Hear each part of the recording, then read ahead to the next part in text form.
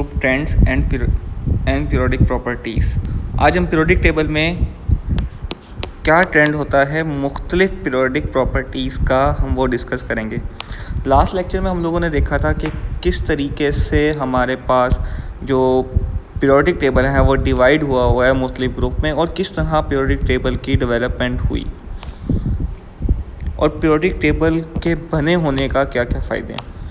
अब जो मैंने आपको लास्ट टाइम बताया था कि हम पीरियोडिक टेबल के थ्रू आइडिया लगा सकते हैं कि आने वाला एलिमेंट कैसा होगा या आने वाले अगले एलिमेंट की प्रॉपर्टीज़ कैसी होंगी, तो उसी की डिटेल जो है हम आज देखेंगे।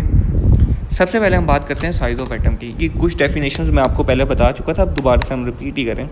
साइज़ ऑफ एटम की हम बात करें तो साइज़ ऑफ एटम का कोई ना कोई ट्रेंड होता है। ट्रेंड को मैं थोड़ा सा एक्सप्लेन करूँ कि ख़ास खसूसियत हो जब हम उसको स्टडी करें। अब पीरियोडिक टेबल अगर आप सबके जहन में आ रहा होगा, इस वक्त मैं यहाँ पे आपको दिखा भी देता हूँ, ये हमारे पास पीरियोडिक टेबल है। अब पीरियोडिक टेबल में मुख्तलिफ एलिमेंट्स अरेंज हैं हमारे पास, ये इन एटम के साइज़ बताए हुए हैं। अब साइज़ का एक ख़ास किस्म का ट्रेंड होता है। आप ये देखेंगे टॉप टू बॉटम ये साइज़ इंक्रीज़ हो रहे हैं और left to right size decrease हो रहा है। इसका साइज़ इससे ज़्यादा है, आगे जाते जाएंगे तो साइज़ कम होता जा रहा है। अब ये क्या वजह है कि साइज़ कम हो रहा है, इसी को हम ट्रेंड कहते हैं कि ख़ास किस्म का ट्रेंड बन गया है कि जब हम टॉप टू बॉटम देखेंगे, सपोज़ कि हमारे पास सबसे पहला एलिमेंट जो है हाइड्रोजन है, हाइड्रोजन के नीचे लिथियम है, लिथियम के नीचे सोडियम है। ये हमें बता रहा है कि हाइड्रोजन की जब हमने स्टडी कर लिया हमें बता रहा है कि हाइड्रोजन के नीचे वाला जो एलिमेंट होगा लिथियम, इसका size as compare to hydrogen जो होगा वो बड़ा होगा और लिथियम से बड़ा साइज़ होगा सोडियम का, सोडियम से बड़ा पोटाशियम का, इसी तरह एंड सो ऑन जो है आगे। इसी तरह यहाँ पे हाइड्रोजन देखिए, हाइड्रोजन और हीलियम इन दोनों का अगर हम कंपेरिजन करें तो हाइड्रोजन का साइज़ लार्जर होगा एज़ कम्पेयर टू हीलियम। अब क्यों लार्जर होगा हम इसको थोड़ा सा डिटेल से देख लेते हैं। सबसे पहले ये ट्रेंड हमारे पास देख लेते हैं। Size of atom, atomic size gradually decrease from left to right across a period. जब हम पीरियड की बात करें लेफ़्ट टू राइट,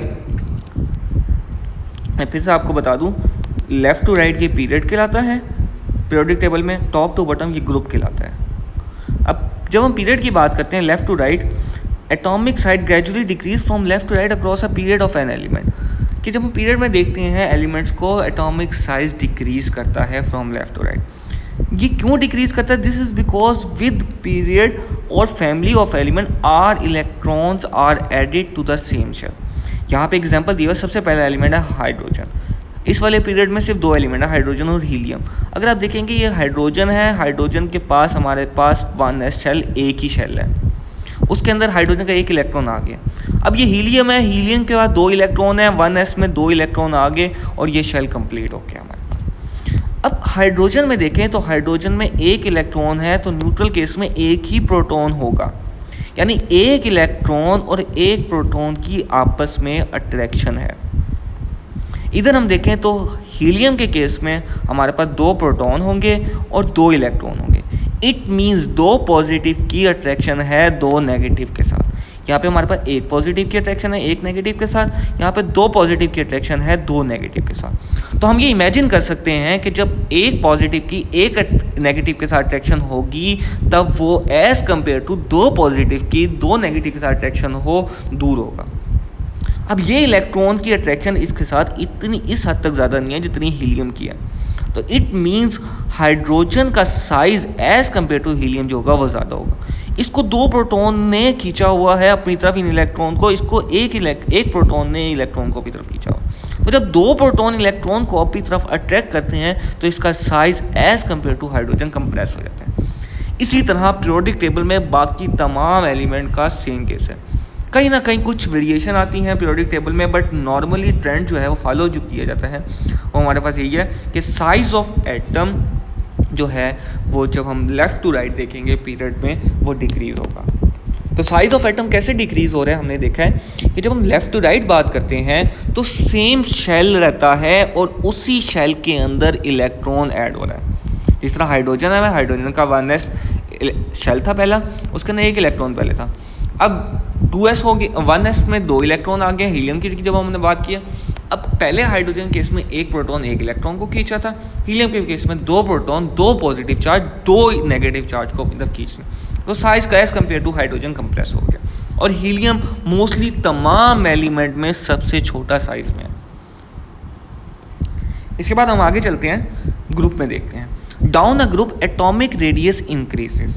जब हम डाउन द ग्रुप देखते हैं तो एटॉमिक रेडियस इंक्रीज होता है।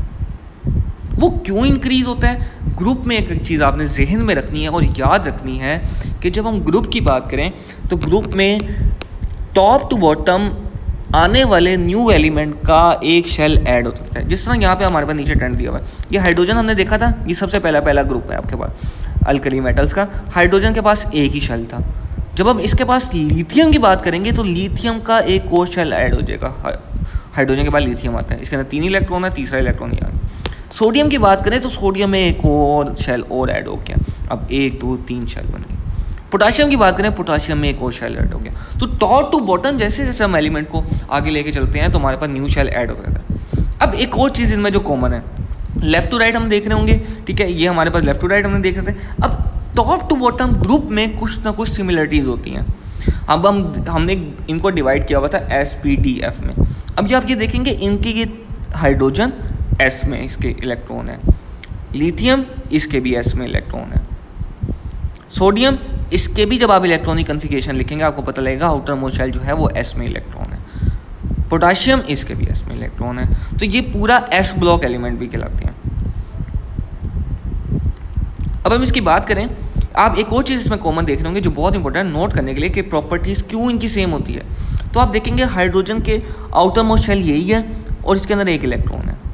एक और बात मैं आपको बताता चलूँ कि जब भी हम प्रॉपर्टीज़ को स्टडी कर रहे होते हैं तो हम आउटर मोस्ट इलेक्ट्रॉन की प्रॉपर्टीज़ के ऊपर डिपेंड करेगी उस एलिमेंट की प्रॉपर्टीज़ कि उसके आउटर मोस्ट शेल में कितने इलेक्ट्रॉन हैं। इसके आउटर मोस्ट शेल में हम देखेंगे हाइड्रोजन के एक इलेक्ट्रॉन है।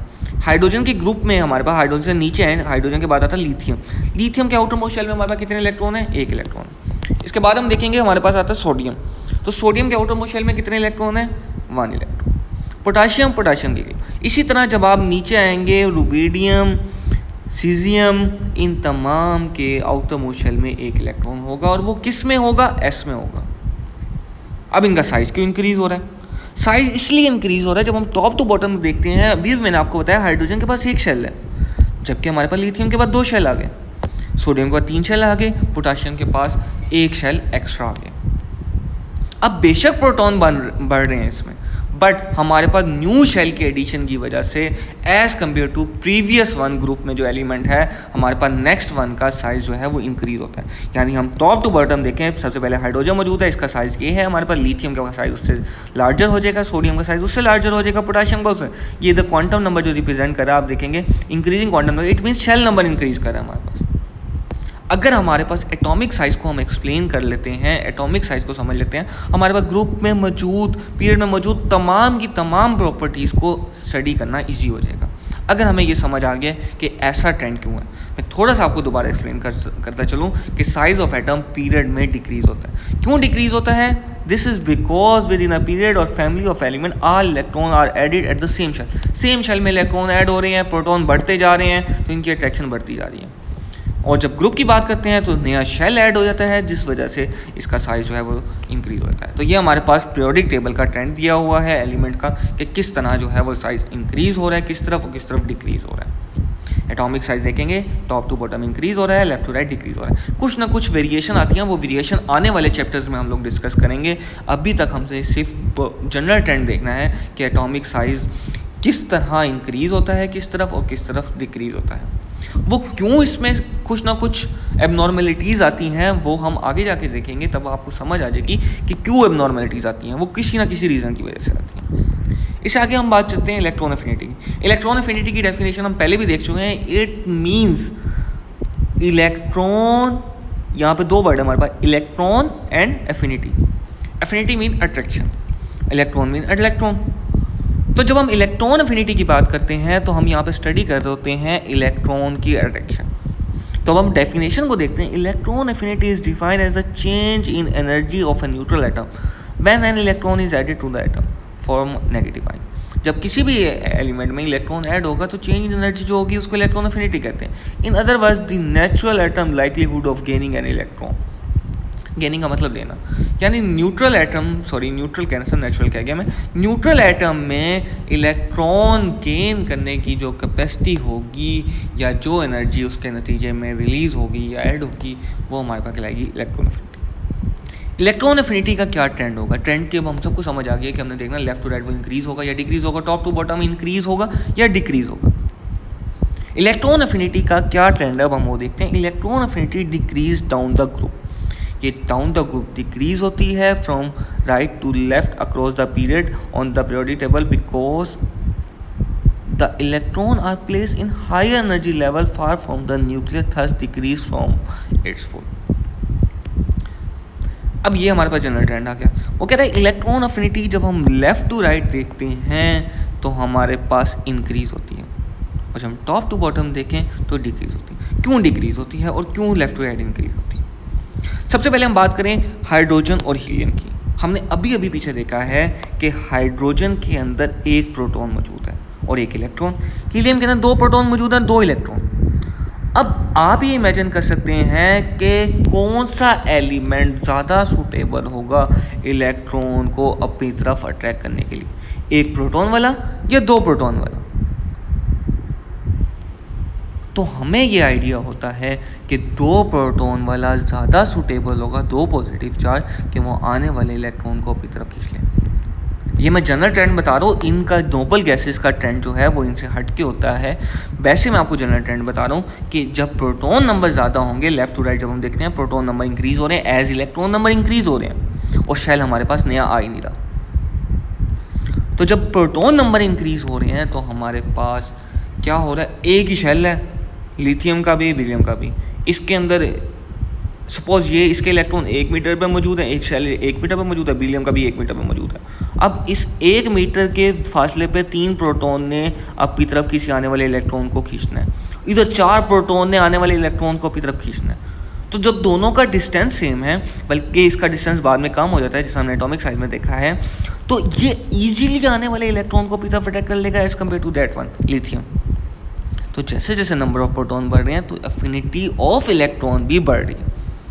अब बात आई हमारे पास top to bottom. Top to bottom भी नंबर ऑफ प्रोटॉन तो बढ़ रहे हैं, बट हमारे पास इलेक्ट्रॉन एफिनिटी डिक्रीज हो रही है। क्यों? तो टॉप टू बॉटम की जब हम बात करते हैं तो मैंने आपको बताया एटॉमिक साइज में कि अगर हमें एटॉमिक साइज समझ आ गया तो हमें आगे सब कुछ समझ आ जाएगा। तो टॉप टू बॉटम के केस में हमारे पास जब हम टॉप टू बॉटम को देखते हैं तो हमारे पास हम देखेंगे कि न्यू शेल जो हैं वो ऐड होते जा रहे हैं। तो जब न्यू शेल ऐड होते जा रहे हैं तो इलेक्ट्रॉन, आने वाला इलेक्ट्रॉन जो होगा और न्यूक्लियस के दरमियान डिस्टेंस बढ़ता जा रहा है। अब जो आने वाला इलेक्ट्रॉन होगा उसको बीच वाले शेल को फेस करना पड़ेगा उस प्रोटॉन की अट्रैक्शन लेने के लिए। तो टॉप टू बॉटम हमारे पास साइज़ जब बढ़ जाएगा तो जो बीच में मौजूद प्रोटॉन होंगे, बेशक वो ज़्यादा हैं, वो उसको खींचने में उन्हें डिफ़िकल्टी होगी इलेक्ट्रॉन को, यानी उसकी इलेक्ट्रॉन एफिनिटी हमारे पास कम होगी। तो एक दफ़ा दोबारा मैं आपको बता दूं, electron affinity top to bottom जो है वो डिक्रीज़ होती है। क्यों डिक्रीज़ होती है? साइज़ ऑफ एटम इंक्रीज़ हो गया, आने वाले इलेक्ट्रॉन को न्यूक्लियस में मौजूद प्रोटॉन मुश्किल से अपनी तरफ खींचेंगे। इसके बाद हम आगे चलते हैं, आयनाइजेशन एनर्जी। आयनाइजेशन एनर्जी की भी हम डेफिनेशन देख चुके हैं। अगर आपको ट्रेंड समझ आ गया कि ट्रेंड हम किस तरह स्टडी करते हैं तो हम सिर्फ डेफिनेशन को देख के हम बता सकते हैं कि इसका ट्रेंड क्या होगा। सिंपल सा तरीकाकार है। आयनाइजेशन एनर्जी की बात करते हैं। आयनाइजेशन एनर्जी की डेफिनेशन हमने पहले भी देखी है। Ionization energy generally increase moving from left to right across an element. जब हम एलिमेंट किसी भी एलिमेंट की बात करें तो ionization energy left to right जो है वो आपके पास क्या होगी, यहाँ पे हमारे बताया हुआ from left to right, increasing moving from left to right increase होती है। This is because of atomic radius generally decrease moving across a period, क्योंकि रेडियस डिक्रीज होगा so there is a greater effective attraction between the negatively charge electron and positively charge nucleus. ये हमारे पास ionization energy और electron affinity एक दूसरे के साथ साथ मिलते जुलते हैं। तो इसका भी ट्रेंड वैसे ही होगा जिस तरह हमारे पास इलेक्ट्रॉन एफिनिटी का था कि वो यहाँ पे भी आपके पास वही बात कर रहे हैं। जब हम लेफ़्ट टू राइट की बात करें तो हमारे पास साइज़ जो है वो डिक्रीज़ होता जाता है और न्यूक्लियस के अंदर मौजूद प्रोटॉन के पास ईजी अप्रोच होती है कि वो आने वाले इलेक्ट्रॉन को अपनी तरफ खींच सके, तो इस वजह से आयनाइजेशन एनर्जी इंक्रीज़ होती है। और जब हम टॉप टू बॉटम की बात करते हैं वो डिक्रीज़ होती है। क्यों डिक्रीज़ होती है? क्योंकि साइज़ जो है वो आपके पास इंक्रीज़ होता है टॉप टू बॉटम। जब top to bottom size increase होगा तो आने वाले इलेक्ट्रॉन की न्यूक्लियस के साथ अट्रैक्शन कम से कम होगी। तो ये हमारे पास आयनाइजेशन एनर्जी का ट्रेंड है। ये आयनाइजेशन एनर्जी का ट्रेंड भी इधर हमारे पास दिया हुआ है, शो करा हुआ है। Ionization energy left to right increase होती है, टॉप टू बॉटम हमारे पास क्या होगी? डिक्रीज़ होगी। अब ये हमारे पास मुख्तलिफ टर्मिनोलॉजी का आपके पास जनरल ट्रेंड आयनाइजेशन एनर्जी का एक साथ कंबाइन करके दिखाया हुआ है। हमारे पास ionization energy left to right increase हो रही है, इलेक्ट्रॉन अफिनिटी भी लेफ्ट टू राइट इंक्रीज़ हो रही है, जो कि अभी हमने देखा। अब एटॉमिक रेडियस, आयनिक रेडियस, ये तमाम की प्रॉपर्टीज एक जैसी हैं। Atomic radius top to bottom increase हो रहा है। क्यों इंक्रीज़ हो रहा है? क्योंकि न्यू शेल इंक्रीज़ हो रहा है। एटॉमिक रेडियस ये साइज़ के साथ रिलेट कर, size of atom, atomic radius, ionic radius, ये तमाम एक जैसे ही तकरीबन। एटॉमिक रेडियस हमारे पास लेफ़्ट टू राइट जो है वो डिक्रीज़ होता है, तभी उसने ये हमारे पास ये शो किया हुआ है। ठीक है, ये बाकी नॉन मेटेलिक करेक्टर और मेटेलिक करेक्टर को आपने अभी नहीं देखना। अभी सिर्फ हमने स्टडी किया है आयनाइजेशन एनर्जी को, इलेक्ट्रॉन अफिनिटी को और एटॉमिक रेडियस को। तो एक दफ़ा मैं दोबारा बता दूं, आयनाइजेशन सबसे पहले हमने देखा साइज़ ऑफ एटम को। साइज़ ऑफ एटम जो है वो टॉप टू बॉटम हमारे पास क्या होता है? इंक्रीज़ होता है ग्रुप में। टॉप टू बॉटम हमारे पास ग्रुप है, ये टॉप टू बॉटम मैं आपको यहाँ पे एरो से बता देता हूँ, जस्ट अ मिनट, ये एरो आगे, ये टॉप टू बॉटम आपके पास क्या कहलाता है? ग्रुप।